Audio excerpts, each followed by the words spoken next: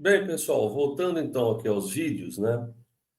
Hoje eu vou fazer novamente um react a uma conversa, né, feita pelo Marcelo Andrade, aquele professor, né, conservador, que na minha interpretação está tentando aí substituir Olavo de Carvalho, né? O que aí, na minha opinião, não seria nada louvável, mas aí é um problema do Marcelo Andrade, obviamente, né? E eu não tenho, com relação a ele, nada a questionar aquilo que ele fala, porque esse é um problema dele e de quem escuta ele, não é um problema meu. Eu só apenas trago coisas dele aqui quando ele insiste em falar de anarquismo. Por quê? Não porque eu sou o papa do anarquismo, eu sou um baluarte do anarquismo, mas é porque, como sendo anarquista, mesmo não ligado a nenhum grupo, ok? Eu acho que seria interessante a visão de um anarquista sobre o que ele está comentando. Então, eu vou trazer aqui um comentário dele, não é um vídeo, é um comentário, ok? De um podcast, eu imagino. Peguei uma parte, na qual ele fala a diferença do Marx e do Bakunin. Eu não vou me ater ao Marx, vou me ater ao Bakunin, porque eu não sou um marxista. Aí os marxistas que acharem necessário que peguem o vídeo, né, essa parte aí, esse podcast, e coloquem aí, façam uma discussão, mesmo porque ele é pequenininho. E para responder ao Marcelo Andrade, eu não vou pegar um anarquista, eu vou pegar um marxista. Para a gente ver como um marxista fala sobre a polêmica Marx-Bakunin. Beleza? Então vamos lá colocar primeiro esse pequeno áudio do Marcelo Andrade. Na realidade, se nós formos ver, o Marx também é anarquista no último processo do comunismo, na qual Marx dizia que não ia ter Estado mais. E o Bakunin também. Agora, por que eles brigavam? Porque o Marx defendia a tese do que tem que ter um socialismo no meio, entre o capitalismo, o mundo liberal, o ocidente, conforme a expressão, e o comunismo no final. E o Bakunin achava que podia ser direto, daí a briga deles. Bem, segundo Marcelo Andrade, Bakunin e Marx pensam a mesma coisa porque os dois querem o anarquismo no final. E aí ele diz que para ele o Marx é como se fosse um anarquista. Beleza? Como eu disse que eu não vou discutir sobre o Marx, os marxistas que resolvam isso que ele acabou de dizer. Aí ele continua. O fato que levou à briga do Marx com o Bakunin é que o Marx queria o socialismo, o comunismo, né, por etapas, e o Bakunin queria o anarquismo agora, né, sem ter uma fase para chegar no projeto final, o anarquismo e assim por diante, ok? Bem, a gente sabe de que existiam várias diferenças entre o Marx e o Bakunin, que dá para fazer um vídeo só sobre isso. Mas eu vou me ater a uma, que fez, obviamente, com que o Marx lutasse bravamente para que o Bakunin fosse expulso da Internacional, que foi o caso Nechayev. Não foi só isso, evidentemente, mas foi também, né, um momento importante aí que levou o Marx a lutar no Conselho Geral para que, né, se colocasse uma moção de expulsão do Bakunin da Internacional. Nechayev, bem, enfim, é um pseudo-revolucionário, eu não vou aqui discutir muito quem é o Nechayev, né? O próprio Dostoiévski, no livro Os Possédios dos Demônios, trata de um cara muito parecido com o Nechayev, né? O Nechayev, então, é aquele cara que sai da Rússia, foge, vai para a Europa Ocidental, se dizendo que tem um processo revolucionário acontecendo na Rússia. E aí ele vai, de certa forma, encantar muito o Bakunin com relação a isso. Também a gente não pode negar isso, entendeu? O Bakunin vai ficar muito próximo ao Nechayev. É um momento onde o Bakunin está fazendo uma tradução do Capital para o russo.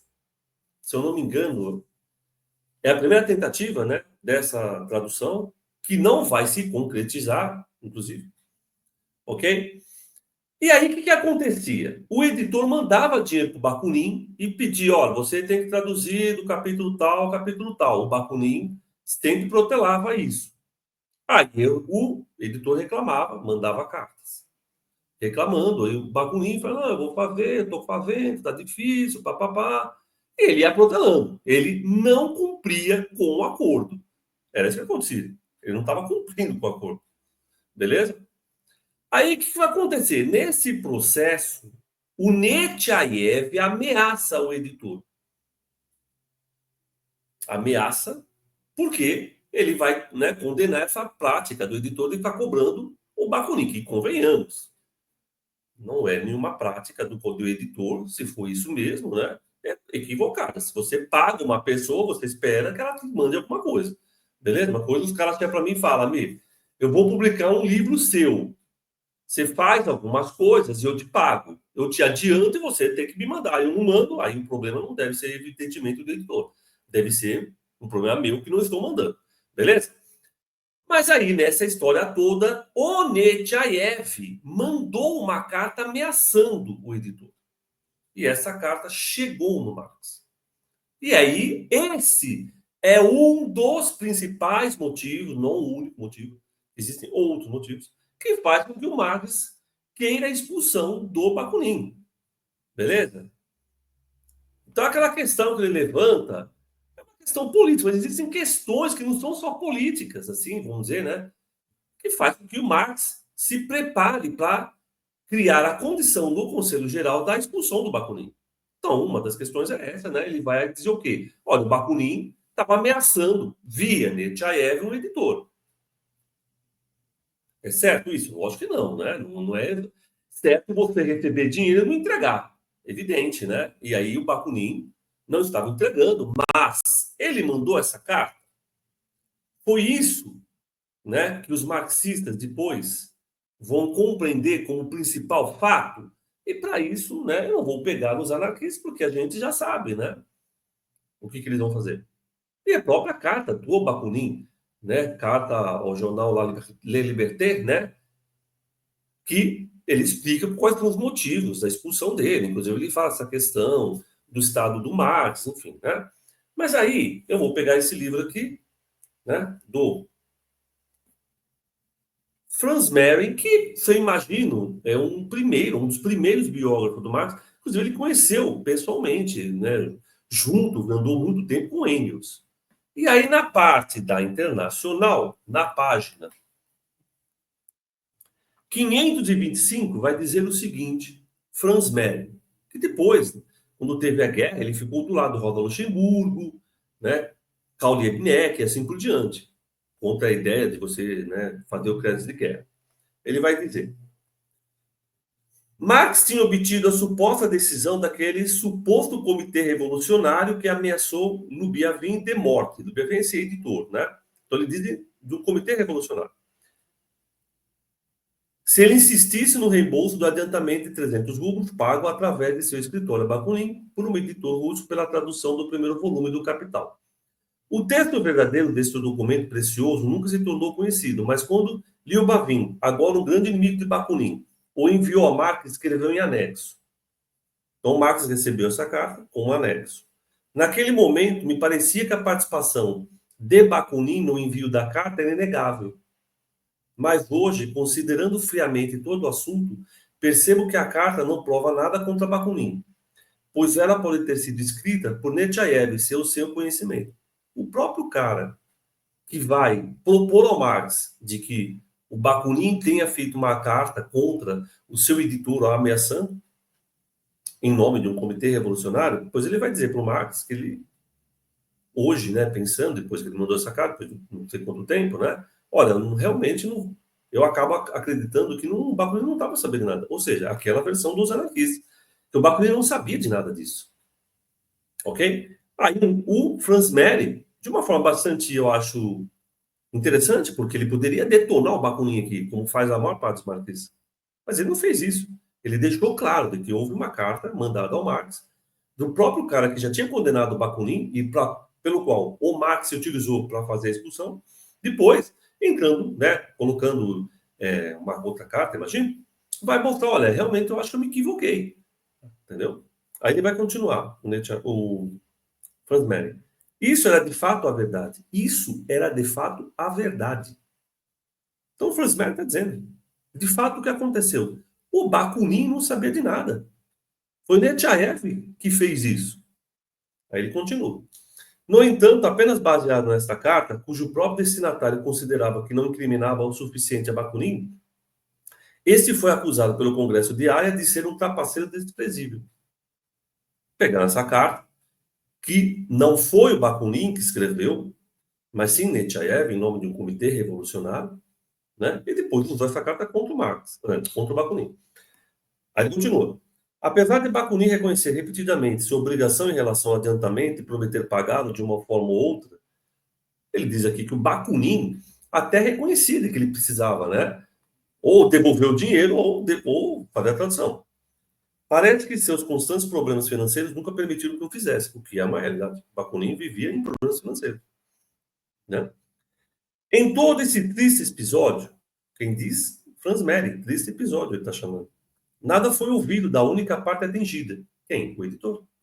Porque aí, eu estava achando que esse Liu Bavin não é o editor, né? É o cara que manda a carta para o Marx.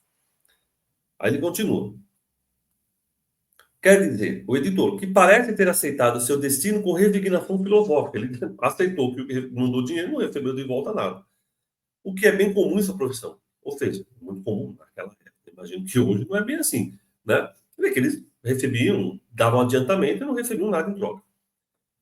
Quantos autores, incluindo os mais famosos, não estiveram na situação de gastar adiantamento e não fazer o trabalho prometido? É o caso, por exemplo, se eu não me engano, do próprio Dostoiévski, algumas vezes aconteceu isso com ele. Inclusive, o livro O Jogador mostra essa questão de que ele era um jogador inveterado, né? Então, ele gastava muito dinheiro com isso, depois ele ficava com dívidas.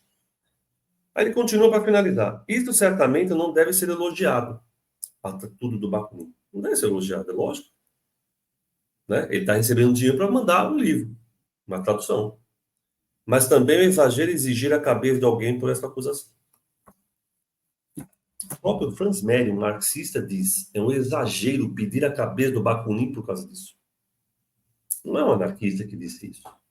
Franz Mehring, amigo de Engels, um dos principais lideranças do Partido Social Democrata. Depois, quando teve os créditos de guerra, ele foi contra. Se eu não me engano, né, fundou junto o Partido Social Democrata Independente, o SPD, junto com Karl Liebknecht e Rosa Luxemburgo, e depois formaram o Partido Comunista. Não lembro se o Franz Mehring estava junto, porque ele já estava bem velhinho, né? Mas, enfim, o que eu quero dizer aqui? Você não precisa usar os anarquistas para mostrar de que o Bakunin estava certo. Nesse caso, o Nechayev. O próprio Franz Mehring, um dos principais marxistas, ele está sendo honesto aqui. Dizendo, olha, peraí, Bakunin realmente se equivocou porque ele pediu dinheiro adiantado e não entregou nada, é um erro, mas isso não, né, necessariamente levaria ele ao fim, né, a ser expulso da Internacional. Isso é interessante, né? O que ele está dizendo aqui? Não é uma questão moral que poderia levar à expulsão do Bakunin, mas foi o que aconteceu. Ele foi expulso de uma forma moral, além do que de uma carta, está entendendo? Não mandada pelo editor, na qual ele acusava do comitê revolucionário, tinha ameaçado esse editor e assim por diante. O Marx nem se prestou a saber se isso era correto ou não, se utilizou dessa carta, que era uma mentira, dita pelo próprio Franz Mehring. Ok? Né? E aí levou isso ao Conselho Geral para expulsar o Bakunin. Então, o que eu queria dizer aqui com relação ao que o Marcelo está falando? O Marcelo, ele não sabe nada do Bakunin. Num outro vídeo, ele falou que o Bakunin era satanista. Ele não sabe nada. Esse é o problema de quando a pessoa quer falar de tudo e acaba não falando de nada. Se o Marcelo se atesse a discutir aquilo que ele sabe, e eu não sei o que ele sabe, porque eu mal sei quem é esse cara, pode ser que ele teria menos problema. Mas como ele está querendo falar de algo que ele não sabe, a probabilidade dele se equivocar é grande. Ok? Então, existem N fatores que levaram o Marx a expulsar o Bakunin da Imprensa Internacional. No caso Nechayev, que é um dos fatores, considerado como um principal, inclusive, O próprio Franz Mehring, quem é um marxista histórico, amigo de Engels, diz de que houve uma sacanagem do Marx. Porque o Bakunin não mandou nenhuma carta ameaçadora. Quem fez isso foi o Nechayev, sem o conhecimento do Bakunin. E que expulsar alguém porque não recebeu pelo trabalho não seria ideal, porque aí seria uma questão moral de você querer acusar alguém, né, como se o Marx não tivesse feito nada, por exemplo, moral que levasse à expulsão. Então, por exemplo, o Marx teve um filho fora do casamento. Eu posso chegar e falar, aqui na Internacional, todo mundo tem que ser casado sem filho fora do casamento. Aí o Marx tem que ser expulso. É uma questão moral. Como ele usou uma questão moral para expulsar o Bakunin. Enfim, então é interessante, né, pegar isso para a gente entender também que existem marxistas, caso aí do Franz Mehring, que não é qualquer marxista, de que entendem de que nessa contenda entre Marx e Bakunin, né, muitas questões pessoais, raiva, ciúmes, inveja, ódio, foi levado em consideração, e não só a questão política, como quis dizer ali o Marcelo. Foi só isso. Foram outras questões. Levantadas, inclusive, como eu estou dizendo, pelo próprio Bakunin. Ok? Bem, pessoal, então, para não alongar, é isso, né? Que era pegar o Marcelo, como ele novamente né, ele restringe muito uma questão do Marx Bakunin a ele pensava do Estado ser diferente. Evidentemente que não seria só isso que levaria à expulsão. Ok? Então, são outras questões, aí eu peguei o caso Nechayev para a gente entender como isso também é um fator importante, né? E foi preponderante na minha avaliação, mas como um marxista vê como um equívoco que o Marx cometeu ao expulsar o Bakunin por esse, né, motivo. Beleza? Então é isso aí, pessoal. Um abraço a todos e todas.